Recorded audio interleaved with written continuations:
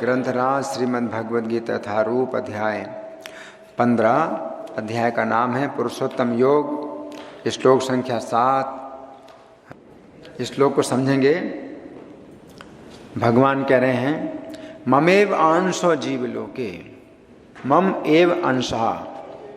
भगवान क्या कह रहे हैं कि जो जीव है ये मेरा ही अंश है, और किसी का नहीं है, मेरा ही अंश है, और कहीं से नहीं। जीव का जो है कोई और अलग से स्वतंत्र अस्तित्व नहीं है, ये जीव मेरा ही अंश है। और अंश का कार्य है अंशी की सेवा करना। जैसे कि ये मेरा हाथ है ना, तो ये जो है मेरे शरीर का अंश है ना, एक हिस्सा है। तो ये हाथ जो है क्या है, इसका काम है शरीर की सेवा करना। शरीर में कहीं भी चोट लगे तो हाथ क्या करता है, बचाता है ना। तो ये हाथ का कार्य क्या है, शरीर की सेवा करना। कहीं खुजली हो रही तो ये हाथ खुजाता है, भूख लगी है तो हाथ भोजन देता है ना। कहीं चोट लगी है तो ये हाथ जो है पकड़ता है, रक्षा करता है, दवाई लगाता है। तो ये हाथ जो है, हाथ को जो है कुछ नहीं आशा करता। ये हाथ कुछ भी आशा नहीं करता कि बदले में से क्या मिलेगा, बदले में इसका अपना क्या फ़ायदा है। ये हाथ कुछ नहीं सोचता, ये हाथ तो करता है ना। मान लो शरीर में चोट, सिर में चोट लगने वाली तो हाथ तुरंत उठता है। वो नहीं सोचता कि मुझे कुछ इसका फल मिलेगा, मजदूरी मिलेगी। क्या मजदूरी मिलेगी, चोट बचाता है। हाँ, हाथ चोट लेता है और सिर की जो है चोट को बचाता है। तो हाथ नहीं सोचता कि मुझे कुछ मजदूरी मिलेगी, इसका जो है कुछ पेमेंट मिलेगा, तनख्वाह मिलेगी। अपना कुछ स्वार्थ नहीं सोचता है ना। तो भगवान क्या कह रहे हैं कि जीव जो है उनका अंश है, यानी उसका कार्य है उनकी भगवान की सेवा करना। ये जीव का स्वाभाविक कार्य है, इसमें कोई ये भाव नहीं है कि इससे को क्या मिलेगा, अपने को क्या मिलेगा, ये भाव नहीं है ना। जीवेर स्वरूप हो कृष्णेर नित्यदास। उसको चैतन्य भगवान जो है सरल शब्द में कहते हैं कि जीव का स्वरूप है कृष्ण का नित्यदास। नित्यदास, इसमें वो चीज़ नहीं है कि भाई नौकरी आप करोगे तो हमेशा सोचते हो कि हम नौकरी करेंगे यहाँ तो हमें कितना तनख्वाह मिलेगी, और फिर ओवर टाइम कितना मिलेगा, है ना, फिर बोनस क्या है। तो कुछ नहीं, ये जीव का जो है जो कार्य है वो कृष्ण की सेवा करना है। इसमें कोई ऐसा विचार ही नहीं है कि अपने को क्या मिलेगा, है ना। तो भगवान कह रहे हैं हमें वांशो जीव लोके जीव भूता सनातना। और फिर अंश कैसा है, सनातन अंश है, सनातन अंश है, सनातन सेवक, सनातन रूप में सेवक है। इस भौतिक संसार में हमेशा सेवा नहीं होती है। अक्सर ये होता है कि जो पहले नौकर था वो आगे चल कर के बॉस बन जाता है, मालिक बन जाता है, और उसके अंडर में और कई लोग काम करने लगते हैं, प्रमोशन हो जाता है। लेकिन यहाँ जीव का कोई प्रमोशन नहीं है, वो सनातन अंश है। कृष्ण हमेशा उसके स्वामी हैं और जीव हमेशा उनका दास। तो जो सनातन है उसी को श्री चैतन्य भगवान कहते हैं क्या, जीवे नित्य दास। नित्य, सनातन और नित्य, अंश यानी दास। तो सनातन अंश, और वहाँ श्री चैतन्य कहते हैं नित्य दास, कृष्णेर नित्य दास। यहाँ मम मेरा, तो श्री चैतन्य कहते कृष्ण का, तो मेरा अंश है, सनातन अंश है। और चैतन्य चरिता में कहा गया है कि जीव कृष्ण का नित्य दास है। तो नित्य दास है और इसमें उसकी पूरी संतुष्टि है, इसमें जीव की पूरी संतुष्टि है कि मैं कृष्ण की सेवा करूं, है ना। इसमें वो चीज़ नहीं है कि कोई दूसरे प्रकार का सुख जीव को मिलता है। सेवा में ही सुख मिलता है, कृष्ण की सेवा में ही सुख मिलता है। तो यहाँ भगवान कह रहे हैं ममेवांश जीव लोके जीव भूता सनातन मना षष्ठानी इंद्रियाणी प्रकृति स्थानी कर सती, है ना। लेकिन कृष्ण की सेवा को छोड़ करके ये जीव मालिक बनना चाहता है तो क्या करता है, मन और 5 इंद्रियां यानी 6 को जो है ये अपनी सेवा में खींचता है, अपनी सेवा में खींचता है। तो ये इनको भोगना चाहता है, जीव जो है अपनी 6 इंद्रियों को भोगना चाहता है ना। तो हम अब सुनेंगे प्रभुपाद तात्पर्य में क्या लिखते हैं। श्रील प्रभुपाद की जय। इस श्लोक में जीव का स्वरूप स्पष्ट है। जीव परमेश्वर का सनातन रूप से सूक्ष्म अंश है। ऐसा नहीं है कि बद्ध जीवन में वह एक व्यक्तित्व धारण करता है और मुक्त अवस्था में वह परमेश्वर से एकाकार हो जाता है। तो प्रभुपाद बहुत जो है इसको बारीकी से समझा रहे हैं। क्या समझा रहे हैं कि सनातन अंश है। ये ऐसा नहीं कि बद्ध अवस्था में तो अपना कोई व्यक्तित्व है, हमारा व्यक्तित्व है और मुक्त अवस्था में भगवान से एकाकार हो जाए। जैसे मान लो पानी की बूंद है, तो जो मायावादी लोग हैं वो उदाहरण देते हैं पानी की बूंद का, कि पानी की बूंद है तो समुद्र का अंश है पानी की बूंद, और बूंद समुद्र मिल गई तो समुद्र बन गई, एक हो गई। दूसरी प्रकार से हम जीव हैं, भगवान के अंश हैं और मुक्ति जब होगी तो भगवान में मिल जाएंगे और भगवान में एक हो जाएंगे, फिर दो नहीं रहेंगे। तो उसको कहते हैं अद्वैतवाद। शंकराचार्य ने अद्वैतवाद की स्थापना की, लेकिन गलत है, गलत है। क्यों? क्योंकि जो जीव है, जो बूंद है, पानी की बूंद है, वो समुद्र का अंश जरूर है लेकिन सनातन अंश नहीं है, सनातन अंश नहीं है। बूंद पहले भी बूंद के रूप में नहीं थी, वो समुद्र में थी और समुद्र से फिर जो है बादल बने और फिर वर्षा हुई तो बूंद के रूप में आ गई। तो बूंद थोड़ी सनातन है, ना वो पहले बूंद थी और ना आगे चल कर के बूंद रहेगी, है ना। तो वो बूंद तो जो है अपना बदलता रहता है ना, भाप बन जाती है, फिर पानी बन जाती है, फिर पानी में मिल जाती है। तो ये बूंद जो है एक ऐसी चीज़ नहीं है कि आप कहें कि सनातन अंश, सनातन अंश नहीं है बूंद। ये तो जड़ वस्तु है। जो जीव है तो ये चेतन है। सनातन अंश का मतलब है कि जीव हमेशा से भगवान का अंश रहा और हमेशा अंश रहेगा, यानी सेवक। तो जीव जो है भगवान का सनातन सेवक है, ये भगवान के साथ कभी एक नहीं होता है। आगे प्रभुपाद लिखते हैं वह सनातन का अंश रूप है। यहाँ पर स्पष्टतः सनातन कहा गया है। वेद वचन के अनुसार परमेश्वर अपने आप को असंख्य रूपों में प्रकट करके विस्तार करते हैं, जिनमें से व्यक्तिगत विस्तार विष्णु तत्व कहलाते हैं और गौण विस्तार जीव कहलाते हैं, है ना। तो 2 प्रकार के अंश हैं भगवान के, एक स्वांश और दूसरे भिन्नांश, है ना। तो स्वांश क्या है? विष्णु तत्व, है ना। जैसे क्षीरोदकशाय विष्णु, गर्भोदकशाय विष्णु, कारणोदकशाय विष्णु, वैकुंठ में भी विष्णु, और जितने वैकुंठ हैं उतने विष्णु हैं। तो ये सब जो है भगवान के स्वांश हैं। लेकिन जो जीव हैं वो क्या है? भिन्नांश। तो जीव भिन्नांश है।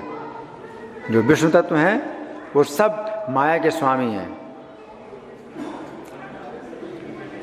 अलग अलग वैकुंठों में रहते हैं और कृष्ण रहते हैं गोलोक धाम में, लेकिन कोई अंतर नहीं है।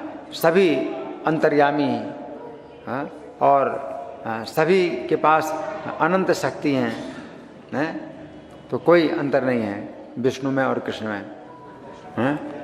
लेकिन जो जीव है वो क्या है? भिन्नांश है, भिन्नांश है। वो या तो विष्णु की या कृष्ण की सेवा करे, नहीं तो माया की सेवा करे।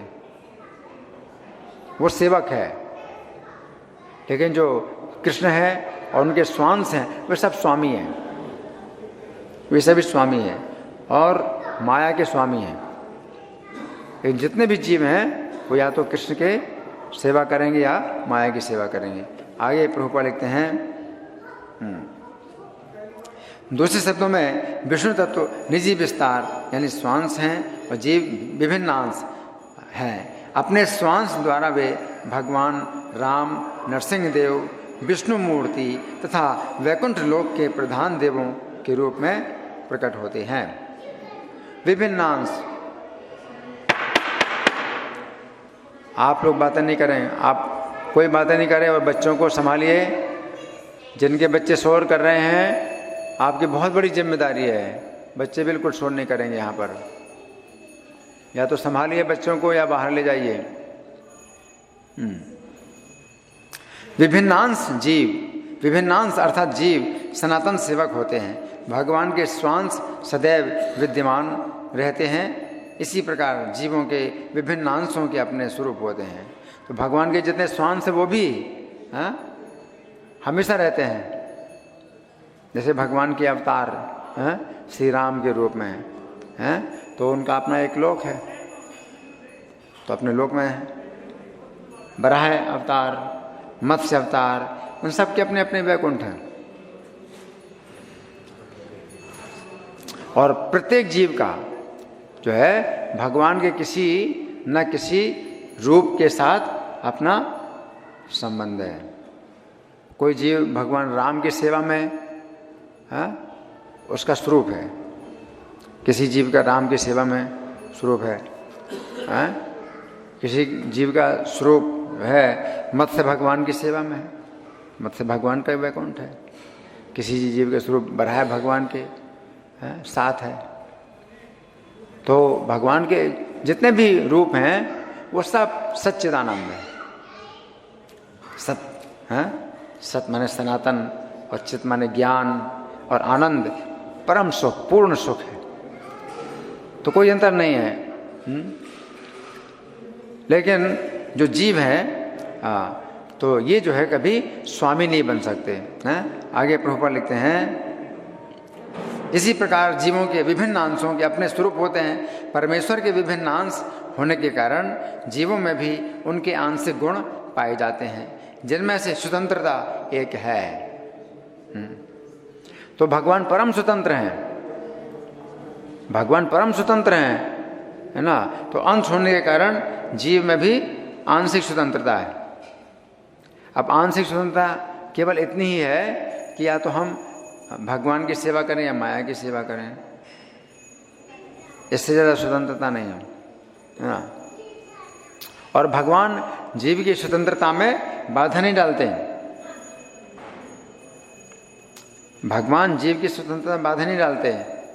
तो जीव जो है अपनी स्वतंत्रता का दुरुपयोग करता है तो माया की सेवा में आ जाता है। भगवान जीव को कभी भी बाध्य नहीं करते हैं, विवश नहीं करते हैं कि मेरी सेवा करो। और इस कारण से जीव अपनी स्वतंत्रता का दुरुपयोग करता है और भगवान की सेवा छोड़ करके इस भौतिक संसार में कष्ट पाता है। वो सोचता है मैं माया को भोगूं, मैं माया से सेवा लूं, लेकिन उल्टे क्या होता है, माया की सेवा में लग जाता है, और माया उसको बांधती है और कष्ट देती है। आगे प्रभुपाद लिखते हैं, प्रत्येक जीव का आत्मा रूप में अपना व्यक्तित्व और सूक्ष्म में स्वतंत्र होता है। इसी स्वातंत्र के दुरुपयोग से जीव बद्ध बनता है और उसके सही उपयोग से वो मुक्त बनता है। तो प्रत्येक जीव की अपनी स्वतंत्रता है और उसी स्वतंत्रता का आप उपयोग करें या दुरुपयोग करें, आपका अधिकार। इसलिए बहुत लोग ये आरोप लगाते हैं भगवान के ऊपर कि ये भौतिक भगवान ने संसार क्यों बनाया, भगवान ने भौतिक संसार क्यों बनाया, है ना। और ये इसमें इतना कष्ट है, ये सब भगवान ने ही ये सब दुख बनाए हैं, ये भगवान ही सब जीवों को दुख दे रहे हैं। तो बहुत लोग इस प्रकार की शिकायत करते हैं। लेकिन वे जानते नहीं, इस बात को समझते नहीं है कि भगवान चूंकि प्रेम करते हैं प्रत्येक जीव से, इसलिए वे जीव के ऊपर ये बंधन नहीं डालते हैं कि मेरे सेवा करो।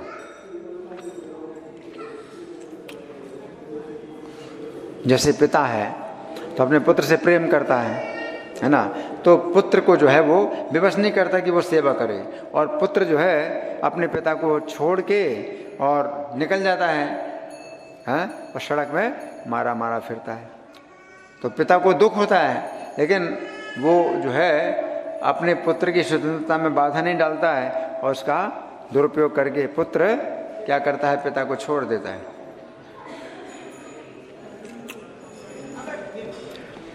तो इसमें क्या कमी है पिता की? पिता क्या प्रेम है, और प्रेम में ही यही कमी होती है। प्रेम में यही कमी होती है कि उसमें जो है बंधन नहीं डाला जाता, फोर्स नहीं होता है। प्रेम में स्वतंत्रता होती है। तो भगवान में प्रेम है, और वही जो है प्रेम में जो है ये दोष है। प्रेम का दोष यही है, मैं आपसे प्रेम करता हूं तो मैं आपको फोर्स नहीं करूंगा कि आप मेरी सेवा करो। आगे प्रभुपाद लिखते हैं, दोनों ही अवस्थाओं में वो भगवान के ही समान ही सनातन होता है। मुक्त अवस्था में वो इस भौतिक अवस्था से मुक्त रहता है और भगवान की दिव्य सेवा में निरत रहता है। बद्ध जीवन में प्रकृति के गुणों द्वारा अभिभूत होकर वह भगवान की दिव्य प्रेमा भक्ति को भूल जाता है। फलस्वरूप उसे अपनी स्थिति बनाए रखने के लिए इस संसार में अत्यधिक संघर्ष करना पड़ता है। संघर्ष का मतलब करसती, करसती का मतलब खींचना है ना। तो करसती का मतलब एक प्रकार से रस्सा कसी है ना। इस रस्से से मैं खींचूँ आपको और आप मुझे खींचें, है ना। उसी प्रकार से जीव है, ये 5 इंद्रियां और 1 मन 6 के साथ में क्या कर रहा है, संघर्ष कर रहा है ना। आगे प्रभुपाद लिखते हैं, ना केवल मनुष्य तथा कुत्ते बिल्ली जैसे जीव अपितु इस भौतिक जगत के बड़े बड़े नियंता यथा ब्रह्मा शिव तथा विष्णु तक परमेश्वर के अंश हैं। ये सभी सनातन अभिव्यक्तियां हैं, क्षणिक नहीं। करसती यानी संघर्ष करना शब्द अत्यंत सार्थक है। बद्ध जीव मानो लोह श्रृंखलाओं से बंधा हो। लोह श्रृंखला मतलब लोहे की जंजीर है। तो बद्ध जीव जो है यहाँ संघर्ष करने का मतलब ये है कि जैसे आपको बांधा गया है जंजीर से और आप इधर भाग रहे हैं, कभी इधर भाग रहे हैं, खींचातानी कर रहे हैं। लोहे की जंजीर से बंधे तो क्या क्या कर सकते हैं। हाँ, तो जीव जो है इंद्रियों से इस प्रकार से बंधा है, जीव माया से इस प्रकार बंधा है कि वो जितना भी कोशिश करता है इधर भागने की उधर भागने की, वो नहीं भाग सकता है, वो बंधा हुआ है ना। आगे प्रभुपाद लिखते हैं, वो मिथ्या अहंकार से बंधा रहता है और मन मुख्य कारण है जो उसे इस भवसागर की ओर धकेलता है। जब मन सतोगुण में रहता है तो उसके कार्यकलाप अच्छे होते हैं, जब रजोगुण में रहता है तो उसके कार्यकलाप कष्टकारक होते हैं, और जब वह तमोगुण में होता है तो वह जीवन की निम्न योनियों में चला जाता है। लेकिन इस श्लोक से ये स्पष्ट है कि बद्ध जीव मन तथा इंद्रियों समेत भौतिक शरीर से आवृत है। जीव जो है इस शरीर के अंदर बंधा हुआ है और मन और 6 इंद्रियां उसको क्या करते हैं, बांधे हुए हैं। और जब वह मुक्त हो जाता है तो ये भौतिक आवरण नष्ट हो जाता है, लेकिन उसका आध्यात्मिक शरीर अपने विस्तृत रूप में प्रकट होता है। तो जब जीव मुक्त होता है तो उसका आध्यात्मिक शरीर विकसित हो जाता है, आध्यात्मिक शरीर विकसित हो जाता है और उसका अपना एक स्वरूप है।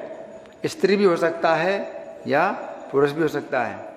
तो आध्यात्मिक जगत में आप स्त्री हो सकते हैं या आप पुरुष भी हो सकते हैं। आध्यात्मिक जगत में आपका जो कोई भी स्वरूप हो सकता है। गोलोक धाम में तो कृष्ण के सखा भी हैं, तो कोई सखा बन सकता है भगवान का संगी, और कोई भगवान की सखियाँ, कुछ सखी भी बन सकती हैं, कुछ लोग माता के समान हैं, कोई लोग पिता के समान हैं। तो सभी अवस्थाएं, कोई भी अवस्था हो सकती है आपकी। आपकी जो है बच्चे की अवस्था हो सकती है, आपकी बूढ़े की अवस्था भी हो सकती है, लेकिन मृत्यु नहीं है। हाँ, जो बूढ़े भी हैं, जैसे नंद महाराज बूढ़े हैं, लेकिन मृत्यु नहीं है वहाँ, उसी अवस्था में हमेशा रहते हैं, है ना। जो जिनकी अवस्था बच्चे की है वो उसी अवस्था में हमेशा रहते हैं। बच्चे कोई जवान नहीं होते कभी, कोई जो जवान है वो बूढ़े नहीं होते हैं, जो बूढ़े हैं उनकी मृत्यु नहीं होती, उसी अवस्था में रहते हैं। तो प्रत्येक जीव की अपनी जो है एक अपना एक स्वरूप है। तो जब इस भौतिक शरीर से आप मुक्त होते हैं तो अपना आध्यात्मिक शरीर प्रकट हो जाता है। तो कृष्ण के सखा के रूप में आप सेवा कर सकते हैं उनकी, या कृष्ण के जो है माता हैं या पिता हैं, अनेक प्रकार के जो स्वरूप हैं। आगे प्रभुपाद लिखते हैं, माध्यान देनायन श्रुति में ये सूचना प्राप्त है, सवा एस ब्रह्मनिष्ठ इदम शरीरम मर्त्यम अतिसृज्य ब्रह्माभिसंपद्य ब्रह्मणा पश्यति ब्रह्मणा शृणोति ब्रह्मणा वेदम सर्वम अनुभवति। यहाँ पर बताया गया है, यहाँ ये बताया गया है कि जब जीव अपने इस भौतिक शरीर को त्यागता है और आध्यात्मिक जगत में प्रवेश करता है तो उसे पुनः आध्यात्मिक शरीर प्राप्त होता है, जिससे वो भगवान का साक्षात्कार कर सकता है। ये उनसे आमने सामने बोल सकता है और सुन सकता है तथा जिस रूप में भगवान है उन्हें समझ सकता है। तो भगवान की प्रत्यक्ष संगति मिलती है, आध्यात्मिक जगत में भगवान की प्रत्यक्ष संगति मिलती है। आध्यात्मिक जगत में प्रत्येक जीव को जो है भगवान के साथ प्रत्यक्ष संबंध होता है। स्मृति से भी ये ज्ञात होता है, वसंत यत्र पुरुषा सर्वे वैकुंठ मूर्तिया, वैकुंठ में सारे जीव भगवान जैसे शरीर में रहते हैं। और वैकुंठ में अगर आप जाते हैं तो भगवान के जैसा ही रूप प्राप्त होता है, 4 भुजाएं, शंख चक्र का गदा पद्म धारण किए, 4 भुजाओं का रूप, है ना।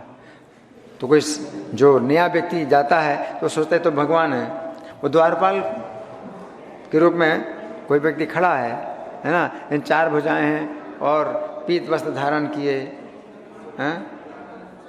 शंख चक्र गदा पद्म धारण किए, तो जो नया व्यक्ति है वो सोचता है तो भगवान है। लेकिन वो कहते हैं नहीं नहीं नहीं, हम भगवान नहीं, हम भगवान नहीं, हम सेवक हैं, हम द्वारपाल हैं। तो भगवान के सेवक भी जो है वैकुंठ में भगवान जैसे होते हैं, लेकिन हमेशा वो सेवक की चेतना में रहते हैं। कोई उनको भगवान कहेगा तो मना करते हैं, नहीं नहीं नहीं, मैं भगवान नहीं, मैं भगवान नहीं। किसी के अंदर 10 सूर्यों का तेज है, किसी के अंदर 100 सूर्यों का तेज है ना, इतना तेज, लेकिन आप उनको जो है भगवान कहें, हाथ जोड़े प्रणाम करें, बोले नहीं नहीं नहीं नहीं, मैं भगवान नहीं हूँ, मैं भगवान नहीं हूँ, है ना। यहाँ पर क्या बुरा हाल हो रहा है ना। दांत में दर्द होता है तो डॉक्टर के पास जाते हैं और अपने को भगवान कह रहे हैं। वहाँ पर जो है भगवान जैसे सब रहते हैं, लेकिन कैसी चेतना है उनकी? सेवक की चेतना है कि हम सेवक हैं, है ना। तो हाँ प्रभुपाद लिखते हैं,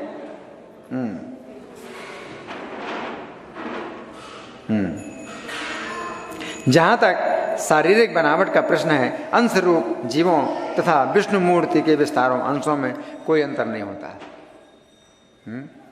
दूसरे शब्दों में भगवान की कृपा से मुक्त होने पर जीव को आध्यात्मिक शरीर प्राप्त होता है। ममे वांसा शब्द भी अत्यंत सार्थक है, जिसका अर्थ है भगवान के अंश। भगवान का अंश ऐसा नहीं होता जैसे किसी पदार्थ का टूटा खंड हो, हाँ, अंश ऐसा नहीं है।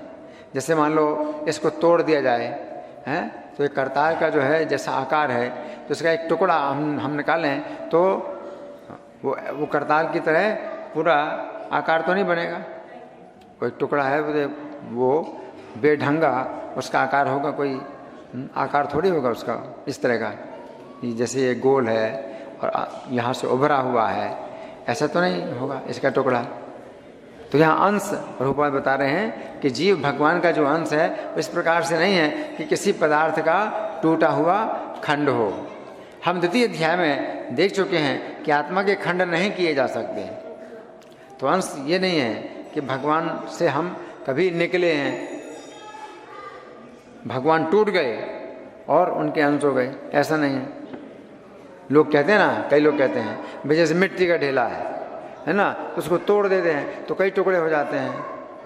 तो उसी प्रकार से भगवान टूट गए, भगवान टूट गए तो हम सब जीव मतलब अलग अलग हो गए।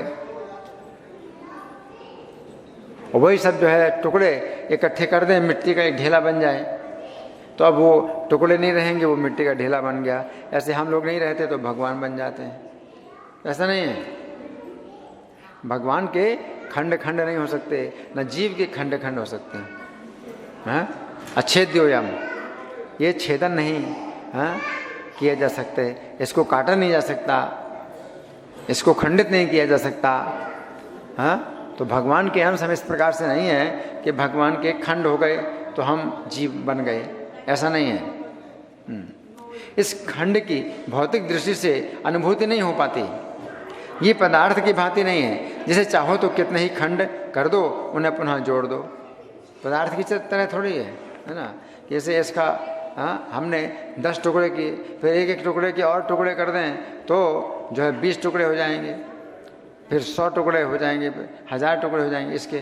तो ऐसे थोड़ी है कि जीव जो है भगवान के टूटे हुए कुछ खंड हों, ऐसा नहीं है। तो प्रभुपाद लिखते हैं ऐसी विचारधारा यहाँ पर लागू नहीं होती, क्योंकि संस्कृत के सनातन शब्द का प्रयोग हुआ है। विभिन्न अंश सनातन हैं। द्वितीय अध्याय के प्रारंभ में ये भी कहा गया है कि प्रत्येक व्यक्ति के शरीर में भगवान का अंश विद्यमान है। देहिनोऽस्मिन् यथा देहे। वो अंश जब शारीरिक बंधन से मुक्त हो जाता है तो आध्यात्मिक आकाश में वैकुंठ लोक में अपना आदि आध्यात्मिक शरीर प्राप्त कर लेता है, जिससे वह भगवान की संगति का लाभ उठाता है। तो हम भगवान के अंश कैसे हैं कि हमारे अंदर भी वो सब पूर्णता है जैसे भगवान में है। अंश का मतलब यह है कि हमारे अंदर भगवान की जो शक्तियां हैं वो आंशिक रूप में रहती हैं, लेकिन सब शक्तियां हमारे पास भी हैं। तो भगवान के जैसे इंद्रियां हैं तो हमारी भी इंद्रियां हैं। जो इंद्रियां भगवान के हैं तो वो इंद्रियां हमारे भी हैं। भगवान के जो शरीर के अंग हैं हमारे अंदर भी, हमारे भी शरीर के अंग हैं, अलग अलग अंश हैं, अंग हैं। तो हर चीज में पूर्णता है, लेकिन वो क्या है? अंश। अंश आंशिक रूप में हमारे अंदर भी हर चीज है जो भगवान में है, ऐसे अंश है ना।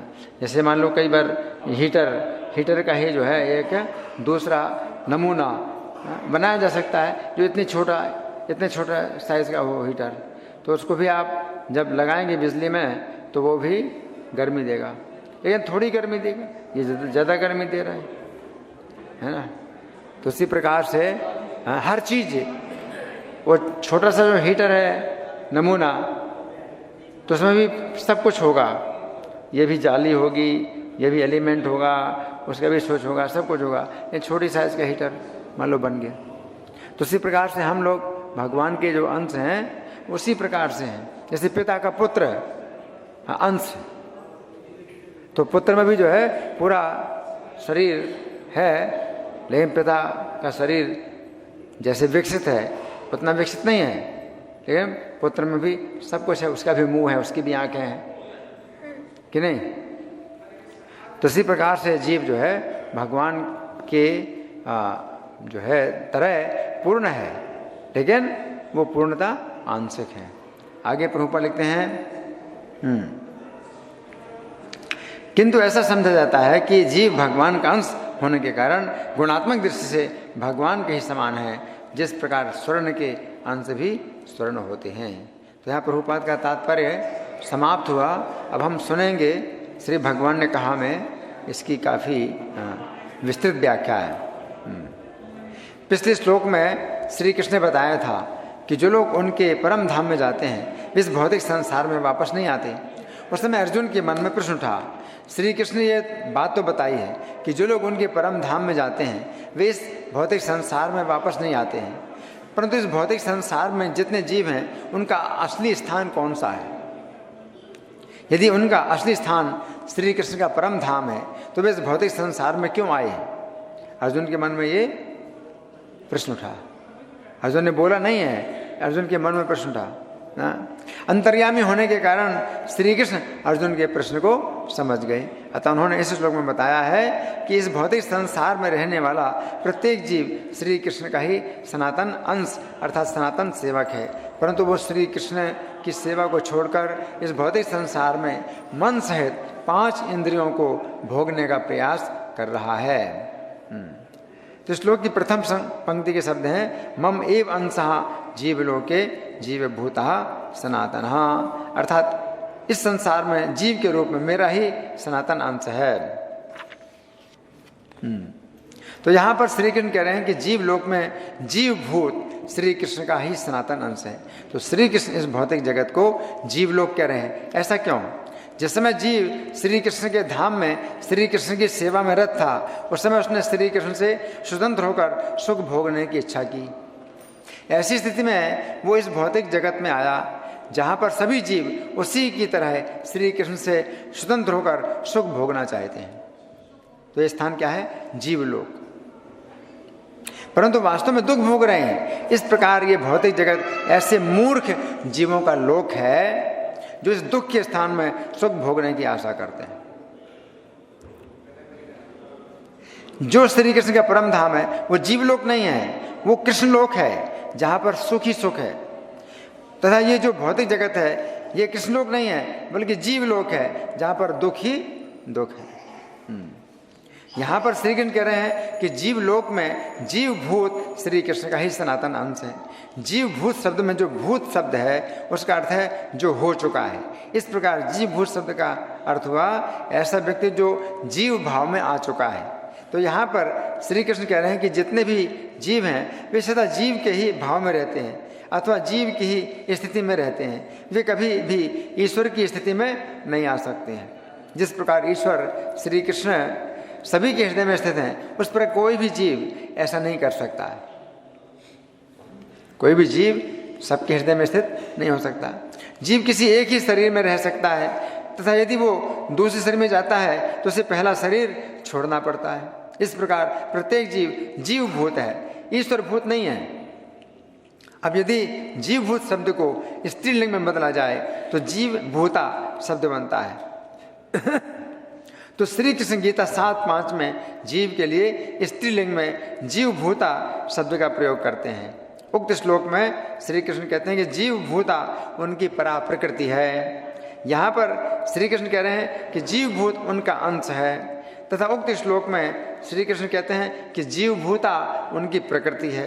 वास्तव में जीव श्री कृष्ण की प्रकृति है जिसका कार्य है श्री कृष्ण के आश्रित रहना। परंतु इस भौतिक जगत में ये प्रकृति पुरुष अर्थात स्वतंत्र बनना चाहती है। इसलिए यहाँ पर श्री कृष्ण जीव के लिए पुरुषवाचक शब्द जीवभूत का प्रयोग कर रहे हैं। यदि गहराई से विचार किया जाए तो जीव श्री कृष्ण की तटस्था प्रकृति है। तटस्था शब्द का अर्थ है ऐसी वस्तु जो तट पर स्थित हो। जो व्यक्ति नदी के तट पर स्थित होता है उसकी 2 प्रकार की संभावनाएं होती हैं।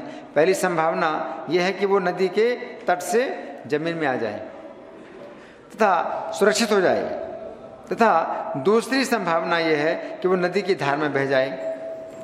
तट पर स्थित व्यक्ति के पास ये स्वतंत्रता होती है। यदि वो अपनी स्वतंत्रता का सदुपयोग करता है तो वो सुरक्षित हो जाता है, तथा यदि वह अपनी स्वतंत्रता का दुरुपयोग करता है तो वो नदी की धार में बह जाता है। तो यहाँ पर श्री कृष्ण कह रहे हैं कि इस भौतिक जगत में जितने भी जीव हैं वे यद्यपि श्री कृष्ण की प्रकृति हैं परंतु पुरुष बनने की चेष्टा कर रहे हैं, अर्थात श्री कृष्ण से स्वतंत्र होकर सुखी होने की चेष्टा कर रहे हैं। परंतु प्रत्येक स्थिति में वे जीवभूत हैं अर्थात जीव की स्थिति में हैं, ईश्वर की स्थिति में नहीं है। तो यहाँ पर श्री कृष्ण कह रहे हैं कि प्रत्येक जीव उनका सनातन अंश है। अंश शब्द का विपरीत शब्द है पूर्ण है। इसका अर्थ है कि श्री कृष्ण पूर्ण पुरुष हैं परंतु जीव पूर्ण नहीं है।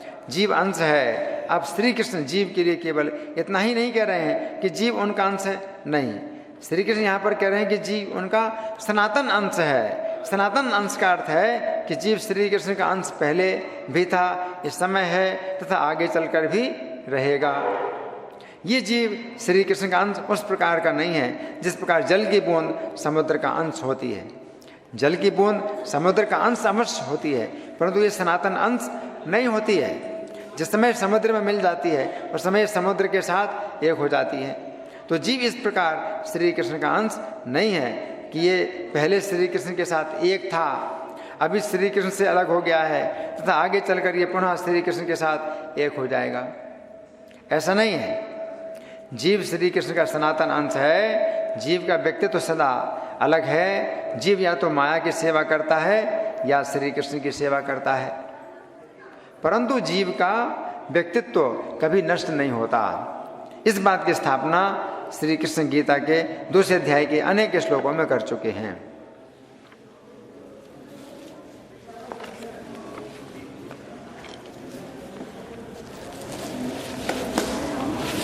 हरि बोल। इस श्लोक की दूसरी पंक्ति में भगवान कहते हैं ये जीव मन के सहित 6 इंद्रियों को खींचता है। ये उसी प्रकार से है जिस प्रकार कोई पुरुष भोगने के लिए किसी स्त्री को खींचता है। ये जीव श्री कृष्ण से स्वतंत्र होकर तथा पुरुष बनकर मन के सहित 6 इंद्रियों को उसी प्रकार खींचता है जिस प्रकार कोई व्यक्ति 6 स्त्रियों का पति बनना चाहता है तथा वो उन 6 पत्नियों के द्वारा अत्यंत कष्ट प्राप्त करता है। जीव की 6 पत्नियां हैं, 1 मन तथा 5 ज्ञानेंद्रियां। तो यहाँ पर श्री कृष्ण कह रहे हैं कि जीव श्री कृष्ण से स्वतंत्र होकर भोग करने के लिए मन रूपिणी पत्नी को खींचता है। भागवत 5:6-4 में कहा गया है कि योगी को अपने मन के बहकावे में कभी भी नहीं आना चाहिए। जिस प्रकार व्यभिचारिणी स्त्री अपने जार पुरुषों के साथ मिलकर अपने पति का वध करा देती है, उसी प्रकार ये मन रूपिणी व्यभिचारिणी स्त्री अपने जार पुरुषों काम क्रोध आदि शत्रुओं के साथ मिलकर अपने पति जीवात्मा को नरक में गिरा देती है। उक्त श्लोक के तात्पर्य में शिला प्रभुपाद लिखते हैं असंयमित मन तथा व्यभिचारिणी स्त्री की दशा एक समान है। जिस प्रकार व्यभिचारिणी स्त्री किसी भी समय अपने पति का वध कर सकती है, उसी प्रकार संयमित मन काम क्रोध लोभ मद ईर्ष्या तथा मोहवश योगी का वध कर देता है। यहाँ असंयमित होना चाहिए, ठीक करना पड़ेगा, असंयमित मन। तो यहाँ पर श्री कृष्ण कह रहे हैं यदि जीव अपने मन को श्री कृष्ण के चिंतन में न लगाकर भोग करना चाहता है तो मन उसे उसी प्रकार कष्ट देता है जिस प्रकार व्यभिचारिणी स्त्री अपने पति को कष्ट देती है। यहाँ पर श्री कृष्ण कह रहे हैं कि जीव श्री कृष्ण से स्वतंत्र होकर भोग करने के लिए श्रवण इंद्रिय रूपणी पत्नी को खींचता है। अब 5 और इंद्रियां है ना, तो श्रवण इंद्रिय ये समझने की बात है कि जिस समय हरण अपने श्रवण इंद्रिय को भोगने के लिए शिकारी के द्वारा उत्पन्न हुए संगीत को सुनता है, उस समय उसकी श्रवण इंद्रिय उसे इस प्रकार सम्मोहित कर देती है कि शिकारी के द्वारा छोड़े गए बाण के द्वारा वो मारा जाता है। हरण की श्रवण इंद्रिय उसको सम्मोहित कर देती है। हरण जो है श्रवण इंद्रिय से जो उसने संगीत सुना है तो उसमें इतना सम्मोहित हो जाता है कि शिकारी सामने बाण मारता है और हरण मारा जाता है।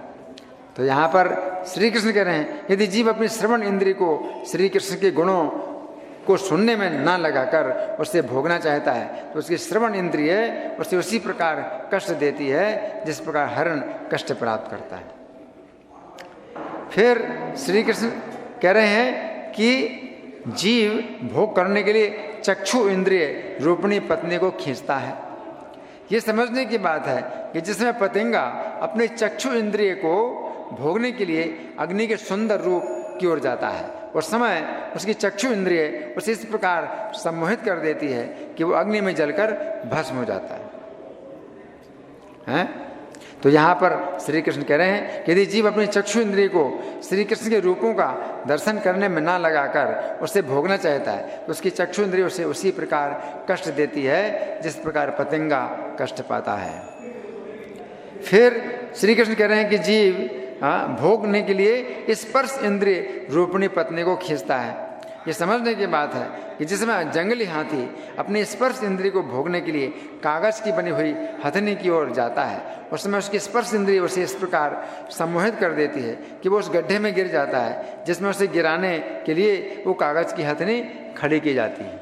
तो यहाँ पर श्री कृष्ण कह रहे हैं कि यदि जीव अपनी स्पर्श इंद्रिय को श्री कृष्ण और उनके भक्तों के चरणों की धूल में स्नान करने में ना लगाकर उसे भोगना चाहता है तो उसकी स्पर्श इंद्रिय उसे उसी प्रकार कष्ट देती है जिस प्रकार जंगली हाथी कष्ट पाता है। फिर यहाँ श्री कृष्ण कह रहे हैं कि जीव भोग करने के लिए अपनी रसना इंद्रिय रूपणी पत्नी को खींचता है।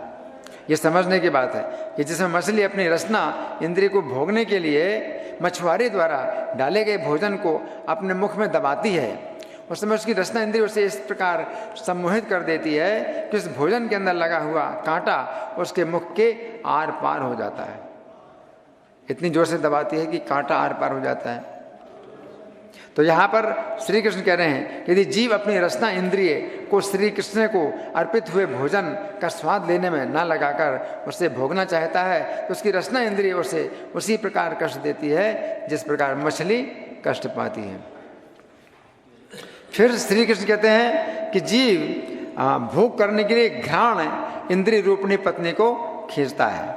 ये समझने की बात है कि जिसमें भ्रमर सूर्यास्त के पश्चात कमल के फूल के अंदर बंद हो जाता है तथा जिस समय वह अपनी घ्राण इंद्रिय को भोगने के लिए कमल की सुगंध में बंद रहता है, उस समय उसकी घ्राण इंद्रिय उसे इस प्रकार सम्मोहित करती है कि रात्रि के समय हाथी आकर कमल के फूल को खा लेता है और इस प्रकार उसकी मृत्यु होती है। तो यहाँ पर श्री कृष्ण कह रहे हैं यदि जीव अपनी घ्राण इंद्रिय को श्री कृष्ण को अर्पित किए हुए पुष्पों को सूंघने में ना लगाकर उसे भोगना चाहता है तो उसकी घ्राण इंद्रिय उसे उसी प्रकार कष्ट देती है जिस प्रकार भ्रमर कष्ट पाता है। फिर यहाँ पर श्री कृष्ण कह रहे हैं कि जीव इस भौतिक जगत में स्वतंत्र होकर भोग करने के लिए अपनी इंद्रियों को खींचता है। ये तो प्रारंभ में होता है, परंतु इसका परिणाम ये होता है कि आगे चलकर जीव की अनियंत्रित इंद्रियां अपने अपने विषयों को भोगने के लिए जीव को उसी प्रकार खींचती हैं जिस प्रकार स्वच्छंद पत्नियां अपने पति को अपनी अपनी दिशा में खींचती हैं। यदि जीव अपनी इंद्रियों को श्री कृष्ण की सेवा में नहीं लगाता है तो जीव इंद्रिय तृप्ति के विषयों में उलझ कर भौतिक जगत के चक्र में फंस जाता है। इसलिए जीव को इंद्रिय तृप्ति के सुख की कोई आवश्यकता नहीं है। जिन लोगों ने श्री कृष्ण के चरण कमलों की शरण ली है, जो लोग श्री कृष्ण की दिव्य सेवा में समर्पित रहते हैं, ऐसे शांत पुरुषों के अतिरिक्त सारे लोग, यहाँ तक कि तथाकथित विद्वान पंडित भी बलवान इंद्रियों के द्वारा पराजित और अशांत रहते हैं।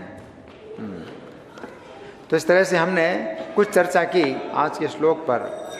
तो अब तो समय नहीं है, लेकिन फिर भी एक प्रश्न या दो प्रश्न आप लोग कर सकते हैं। हाँ, आप बोलिए। माइक नहीं है, जरा जोर से बोलिए।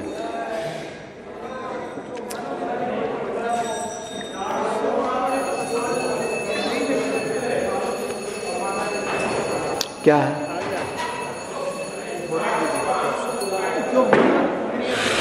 उनके बंधन से मुक्त होने का आसान तरीका है। मन और इंद्रियां।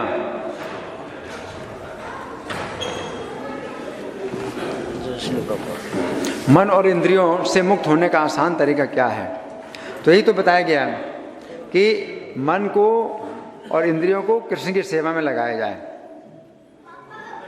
जो भजन है ना, भजहु रे मन श्री नंद नंदन अभय चरणार बिंदरे। तो अपने मन को जो है भजहु रे मन, कभी मन को डांटो, है ना, मारो पीटो, इसको भगवान की सेवा में लगाओ, है ना। कहते कि मन को जो है आप अगर कठोरता से अगर आप इसके साथ पेश आएंगे तो ये मन जो है आपके हिसाब से चलेगा। मन अशुद्ध है इसलिए भगवान की सेवा में नहीं लगता, है ना, विषय भोगों में जाता है। लेकिन कठोरता से इसको आप जो है अगर दमन करते हैं मन का, तो जो है ये फिर आपके हिसाब से चलेगा। तो मन को, इंद्रियों को भी भगवान की सेवा में लगाना है ना।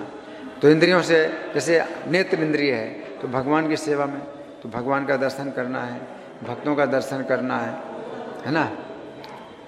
तो ये जो है मन इंद्रिय, ये नेत्र इंद्रिय है। श्रवण इंद्रिय है, आप कथा सुनेंगे हैं, भगवान की कथा कीर्तन नाम हरे कृष्णा, तो अब कान से सुनते रहो, तो उसको सुनना है ना। स्पर्श इंद्रिय, तो भगवान के चरणों की धूल का स्पर्श करना। हम प्रणाम करते हैं, लेटते हैं, तो ये भगवान के चरणों की धूल है जहाँ प्रणाम करते हैं, तो स्पर्श इंद्रिय है, भगवान के चरणों की धूल, भक्तों के चरणों की धूल है का जो है हम स्पर्श करें।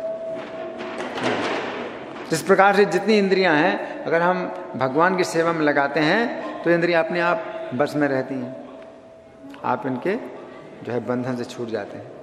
ठीक है, धन्यवाद।